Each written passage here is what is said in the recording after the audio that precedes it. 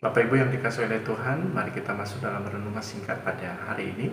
Dan sebelumnya kita berdoa.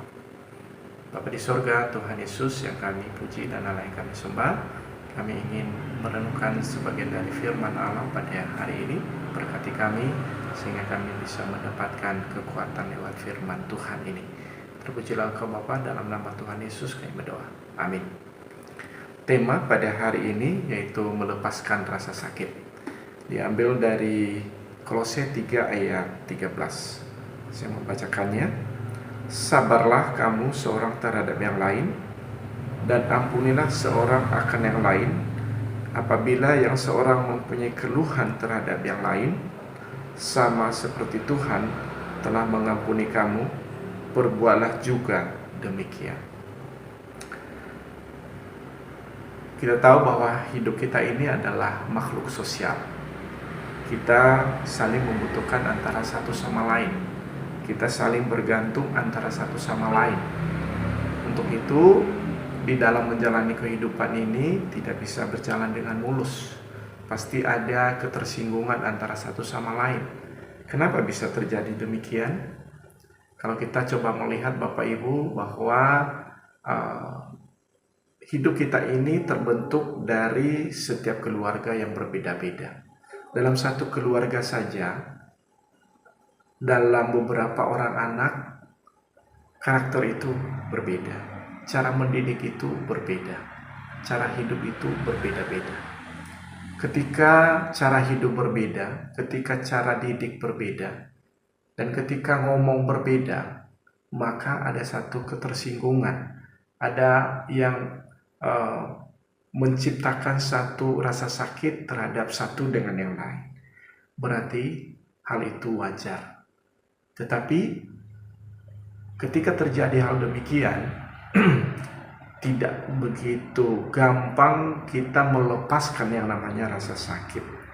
Tetapi lewat firman Tuhan yang kita baca pada saat ini bahwa bagaimana masalah-masalah sakit hati itu bisa terlepas dalam hidup kita adalah dengan mencontoh Tuhan Yesus yang telah mengampuni kita.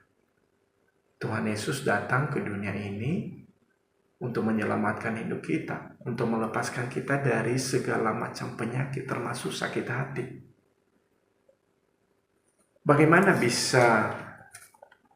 kita bisa melepaskan itu? Kita coba melihat di dalam Kolose pasal 2 ayat 6 dan 7. Ya. 6 dan 7 dia berkata demikian. Kamu telah menerima Kristus Yesus Tuhan kita. Karena itu hendaklah hidupmu tetap di dalam Dia. Hendaklah kamu berakar di dalam Dia dan dibangun di atas Dia. Hendaklah kamu bertambah teguh dalam iman sebagaimana telah diajarkan kepadamu, dan hendaklah hatimu melimpah dengan syukur.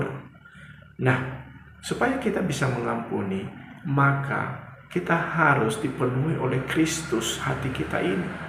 Kita sudah menerima Kristus, kita sudah percaya kepadanya. Dan untuk itu, hidup kita harus sama seperti Kristus. Untuk bisa sama seperti Kristus, kita harus merelakan hidup kita ini. Dia yang menjadi pemimpin dalam hidup kita. Kristus datang untuk mengampuni. Maka kita juga harus mengampuni orang-orang yang membuat kita tersinggung, membuat kita sakit hati. Kita merelakan itu semua. Dia mengatakan bahwa